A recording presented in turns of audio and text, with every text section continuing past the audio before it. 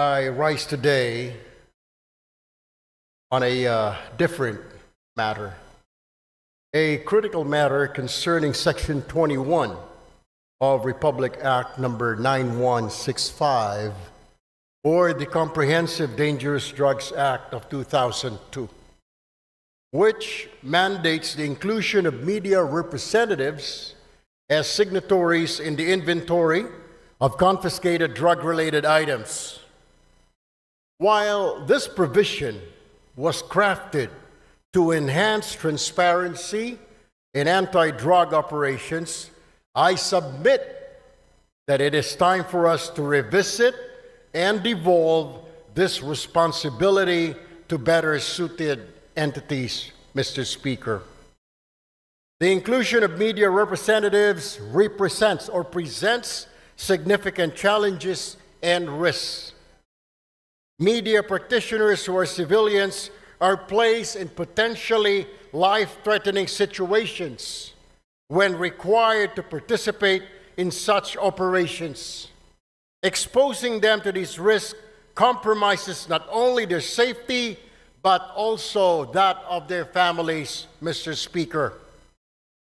Moreover, involving media representatives in law enforcement tasks raises concerns about their independence and neutrality. Journalists are meant to act as impartial watchdogs of government actions, holding public officials accountable from an objective stance. Requiring their direct participation, Mr. Speaker, in these operations undermines their role and may cast doubt on their credibility and impartiality. It is imperative that we devolve this responsibility to more appropriate witnesses who are already empowered under the law.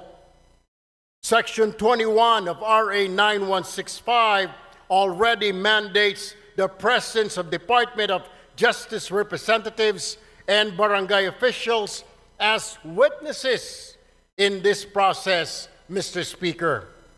These individuals are better suited to fulfill the role of ensuring transparency and accountability in documentation of confiscated drug-related items.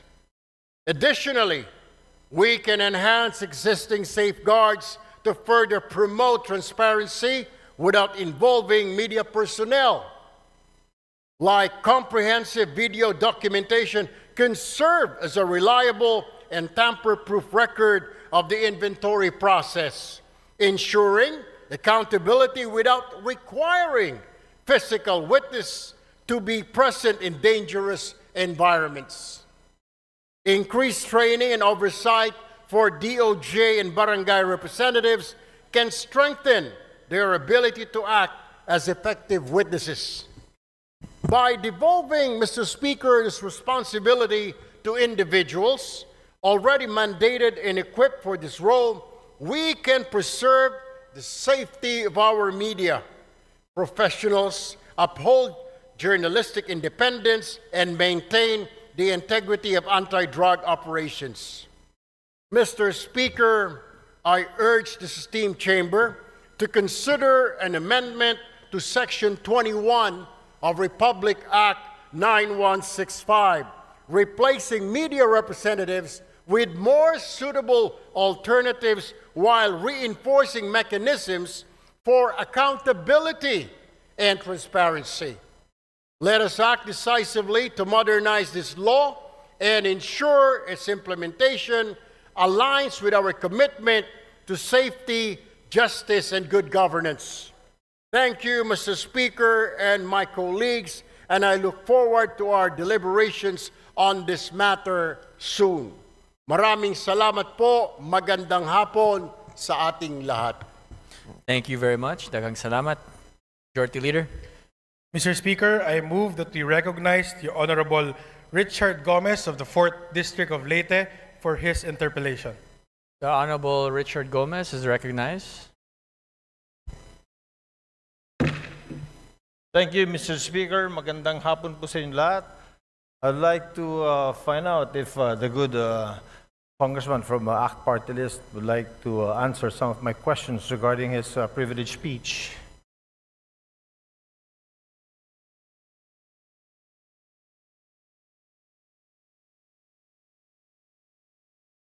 Sure, Mr.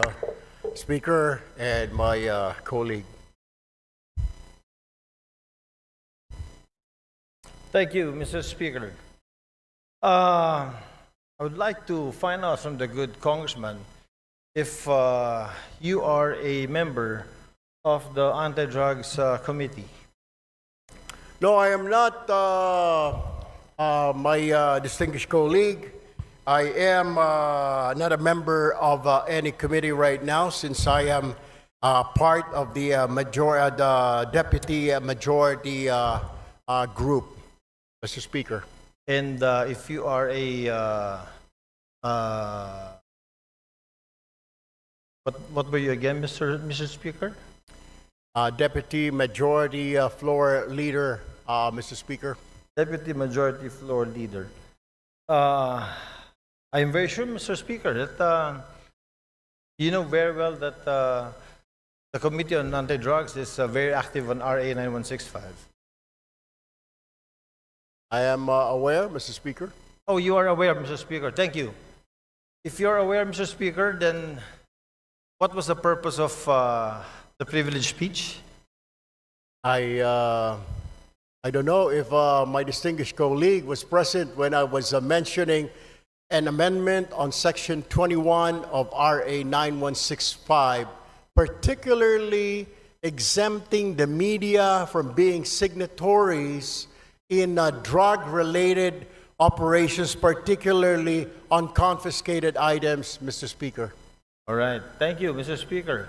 The reason why I wanted to ask the good gentleman is because, you know, RA 9165 was passed already in the last Congress. And during this Congress, it has also been amended. And in Section 21 of RA 9165, I don't know if the good gentleman is aware, the Deputy Majority Floor Leader is aware that Section 21 has been taken up. Can you repeat that, Mr. Speaker? Tagalogin ko po. Aware po ba tayo na yung Section 21 po, ito po ay tinitake up po dun sa amendments natin sa RA 9165 in the committee? Kaya nga po, Mr. Speaker, kailangan natin balikan at bilis-bilisan po ang problema po natin sa Kongreso. Kaya po tayo napupulaan ng mga kababayan natin. Napakarami natin mga batas na kailangang ayusin, subalit hindi po naaayos, kaya kailangan po natin bilis-bilisan. Kung ito po ay na-take up, sana po ay bilisan pa para kaagad po ito ay ma-review at magawan po natin ang paraan dahil ito po ay kahilingan ng mga kasamahan po ng ating Fourth Estate, Mr. Speaker. Tama po. Napakaganda pong suggestion po niyan. Since kayo po ay malakas po sa Senado, baka pwede pong sila pong sabihan ninyo dahil wala po tayong counterpart sa Senado. Tapos na po tayo sa amendments natin. At yung pong privilege speech niyo kanina, pagtanggal po ng media, personalities, pag dumarating ang inventory time, pag mayroong buybacks, wala na po sa provision. Pagdating ho natin doon, Mr. Speaker, we will do that. But for now, we really have to look into this, maybe push on and convince our counterparts in the Senate to pass this law immediately. Matatagalan pa po tayo kasi dadaan pa po tayo ng eleksyon. Pag hinintay po natin na umabot kayo ng Senado, ay isang taon na naman po yun. Congratulations po at inamin nyo na talagang panalo na kayo sa Senado. I'm very happy that a colleague of ours will be in the Senate soon. Pero ibabalik ko lang po, Mr. Senator, na ito pong hinihiling ninyo na tanggalin natin or i-amend natin sa Provision 21 of RA 9165, matagal na po naming tinabaho ito sa aming komite at tinanggal po talaga po namin to. Ang tanging hiling namin, katulad din ng hinihiling ninyo, sana nga po mapabilis natin ito sa Senado. Dahil sa Senado po, hindi ko alam, pero Baka pwedeng kayo na po ang magsalita. Baka pwedeng kayo na mag-privilege speech. Pakisabi na bilis-bilisan po para itong hinihiling natin na ma-amend itong Section 21 ay matapos na. Alam niyo ho, I will just have to correct my colleague. Hindi pa po ako senador, Your Honor. Ako po ay isang mambabatas, ako po ay isang representative, hindi pa po ako senador. Do, tumatakbo po ako senador, nais ko lamang po linawin na ako po ay isang congressman. Correct. Ako po ay member ng ACT-CIS party list at hindi po ako senador. Baka ang inyo po ibig sabihin, yung aking po nakatatandang kahuya po, siya po yung senador. Pangalawa, kaya ako nga po pinapabilis-bilisan para marinig po tayo sa Senado. Nabilis-bilisan po nila dahil ito po ay hindi pa naman batas.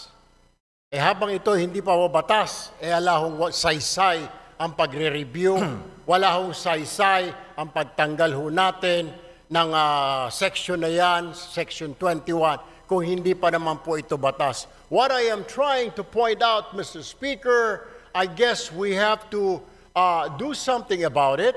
And para marinig ko, kaya ho tayo nagka-privilege speech para marinig po tayo sa Senado. Now, we are waiting for the decision, Mr. Speaker. If I can only do a privilege speech in the Senate, then I will do so. Unfortunately, I'm still here, a member of 19th Congress, Mr. Speaker. Salamat. Salamat, Mr. Congressman. Sinabi ko lang po yung sinabi niyo na gagawin niya pagdating niyo po sa Senate, inulit ko lang. But Mr. Congressman, we do something about it. We have done something about it. In the committee level, ito pong Section 21 na hinihiling ninyo ay wala na po. Alam niyo ho, Mr. Speaker, ito po ay nasa committee level at tulad po ng sinasabi ko, kaya ko nga po I am pushing for it, na bilis-bilisan po natin. Marami po tayo mga batas na pending po ngayon, hindi lang po itong 9165, marami pong kailangang reviewin, ang kailangan lang po natin ay bilisan po dahil ang taong bayan ay nag-aantay po. At hindi po tayong ika nga ay pwedeng manahimik o kaya mag-relax dahil po nakatingin po sa atin ang ating mga kababayan at gusto po nila na bilisan ang pagpasa, pag-review, whatever, ang ng mga batas po natin, Mr. Speaker. Therefore, Mr. Speaker, I think the correct manifestation should be, since the requested section is to be amended, and it has been replaced already, Mr. Speaker, is that the correct manifestation should be, we request that the Senate should fast-track this House version of RA 9165. That, I think, is the correct manifestation, Mr. Chair. I will take that, Mr. Speaker, but what I am saying is that the reason why I stood up today to remind not only our members here, but also our counterpart in the Senate, because I am sure they're also reviewing what we're doing here and watching us to fast-track. Kung meron man, kung nandyan na po sa kanilang mga kamay, na bilisan, because we cannot dictate them. We can only suggest, Mr. Speaker. We can only tell them and inform the public that we already did this. Tama po ang ating kasamahan na sinasabi niya pong ni-review na po yan, inalis na po yan, para malaman po ng taong bayan na wala na po yan, wala na sa kamay natin, yan po ay nasa kamay na ng Senado para bilis-bilisan po nila. And that is the purpose of my privileged speech this afternoon, Mr. Speaker, my dear colleague. Sir. Thank you, Mr. Speaker. Oh, I thought amending Section 21 was the main thrust of the privileged speech. I didn't know it was to fast track the House version of 9165. But nevertheless, Mr. Chair, yun na rin po ang hinihiling natin. Since yung nire-request po ng colleague natin na tanggalin po sa Section 21, yung pagsama ng media, kapag po nag-iimbentary sa mga bypass, sa mga nahuli na ay wala na po sa committee level. Wala na po, pumasa na po sa atin. Sana po, another privilege speech from our good colleague will tell the Senate Bilis-bilisan nyo naman, kasi binilisan na po namin. I wish I can, we will do that, Mr. Speaker, para makarating po itong ating mensahe sa kanila. Hindi naman natin pwede sila pong utusan, Mr. Speaker, kundi tayo lamang po ay pwede nating sabihin na nag-aantay po tayo. Kung naipasa na po natin dito sa Kongreso, then ang problema po ay nandoon. I guess we'll have to do or I have to make another privileged speech, Mr. Speaker. We shall await the next privileged speech. Thank you, Mr. Speaker. Thank you, Mr. Congressman. Maraming salamat po. Maganda.